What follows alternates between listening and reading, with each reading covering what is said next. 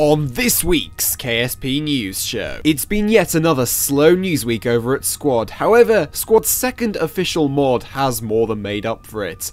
That's been covered in detail on this week's slightly slow KSP News Show. Sorry.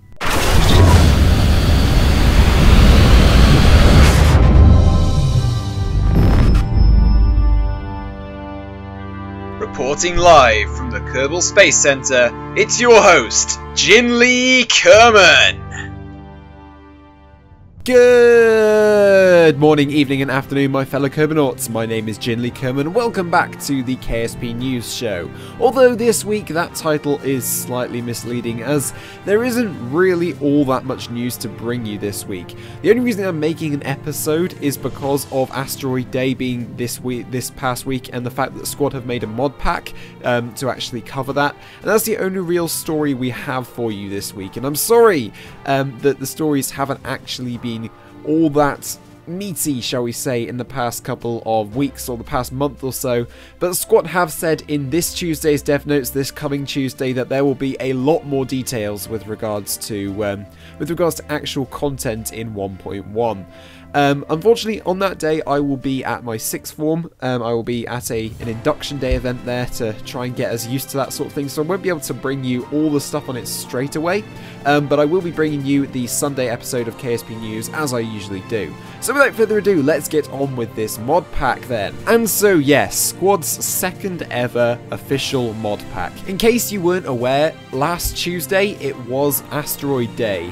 Now this is a day to raise awareness of the dangers that asteroids cause if one came into the collision with Earth, and it would be sort of an Armageddon style apocalypse sort of thing, and we'd have to send up some sort of spacecraft that would be able to redirect the asteroid onto an orbit that would miss the Earth. Now the problem with asteroids is that they're so small in relation to planets and stars in the background of a normal telescope's picture that they often don't reflect enough light to be picked up by long-range telescopes such as Hubble. This means that it can be incredibly hard to actually spot asteroids and indeed work out their orbits and their orbital trajectories to find out where they're actually going to lie when in relation to the Earth.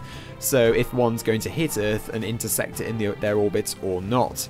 To get around this though, there is a real-life mission known as Sentinel, which is being planned very, very soon by the B6112 Foundation, a non-profit organisation.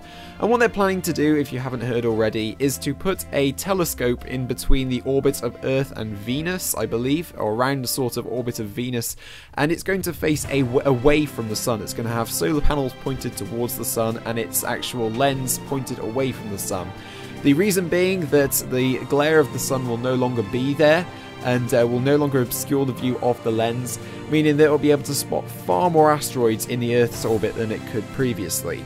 And so, to celebrate this mission and to hopefully raise awareness for it, Kerbal Space Program have come up with a mod where you can replicate this space telescope design in Kerbal Space Program, adding in some awesome stock-alike parts into the actual stock game. Obviously this is a mod, so it isn't an update, but it's still some pretty cool parts nonetheless, and bearing in mind they're made by the actual Squad developers themselves, I think it's pretty worth checking out if you ask me. And so yes, on Tuesday, along with the dev notes this week, Kerbal Space Program put on their Tumblr development blog, they put Asteroid Day, Kerbal Space Program's second official mod, with obviously a graphic with a claw grabbing onto an asteroid, and it's saying Asteroid Day official mod, basically pointing out what I've already just said about a million times.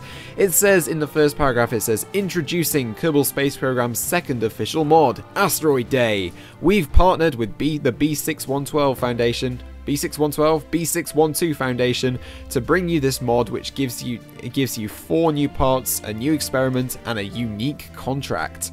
The Sentinel infrared telescope mimics the real-world Sentinel mission being planned for the B612 Foundation, which plans to map 90% of the larger asteroids threatening Earth's orbit sometime between 2018 and 2024. Due to sun glare, it is difficult for telescopes on Earth to observe objects passing on the planet's day side. Deploying the telescope in a solar orbit near Venus and facing it away from the sun, back towards the Earth's orbit, would cover that blind spot.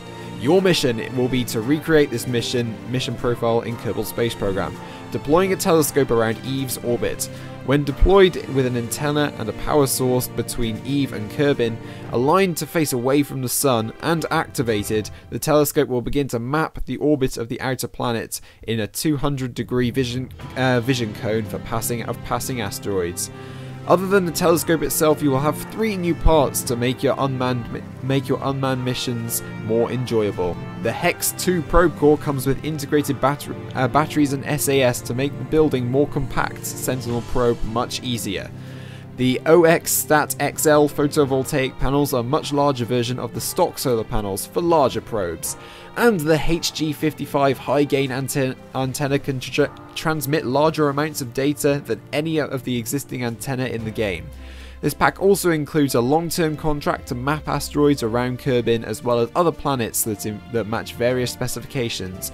It differs from other contracts as it encourages the use of existing infrastructure.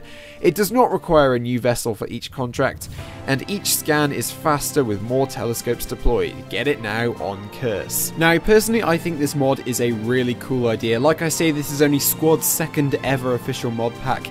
Their first, if you remember back in the to this time sort of last year, was the Kerbin Cup mod, because obviously the Soccer or Football World Cup was on at that time. And so to commemorate Mexico and the USA entering the tournament and playing in it and stuff, they made their own footballs and stuff like that, and for rocket ships and for Kerbals to actually kick around, and that was a lot of fun. I did give it a little bit of a try when it was popular on the Curse forums, or on Spaceport, I believe it was back then. But then I also gave this mod a little bit of a try a little bit earlier on, and I think this one definitely surpasses it. There is a lot more stuff here, a lot more in terms of replayability, because you don't just use these parts for just the Sentinel alike space probe. You can actually use them for other versions of different spacecraft. So that is a very nice addition, but that these parts can be used for more than one purpose, as it were. Personally, I think the largest space probe and the largest solar panels above all are going to make interplanetary missions a lot easier if you add this mod into the game. Firstly, because the large space probe is actually it's got more space to actually mount science experiments on the side. If you've actually used the normal hex core in Kerbal Space Program stock, you'll know that it's very, very useful for attaching things such as solar panels and scientific instruments to the side, because obviously it's a flat, solid surface. And so having a larger, flat, solid surface on each corner of the probe just makes attaching more science experiments and stuff just that little bit easier.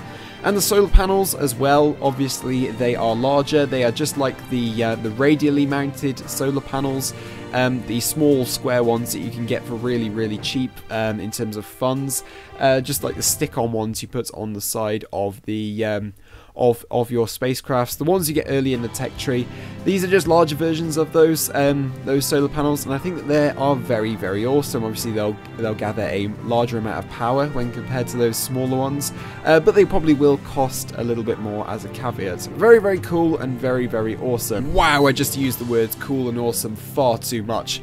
I've definitely used up my cool and awesome quota for this week. But let me know in the comments down below, guys, what do you think of this mod? What do you think of the new parts? What do you think of the new contract? Do let me know in the comments down below, because I am very interested to know, because personally I think that it is pretty awesome. But that's going to pretty much round it off for this week's KSP News Show, guys. Sorry it was kind of on one particular topic that didn't really get covered in all that much detail.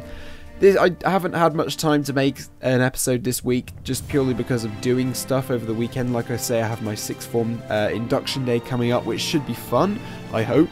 And yeah, I haven't really had all that much time because I've been preparing stuff for that. Once again, there hasn't been all that much news with regards to 1.1's development still coming out this week and for the past month or so, but hopefully next week we should have some concrete details to bring to you guys, and I can't wait to bring you those stories because I think that they are going to be pretty cool. But yeah, guys, until then, this is Jinley Kerman signing off, and as always, stay classy.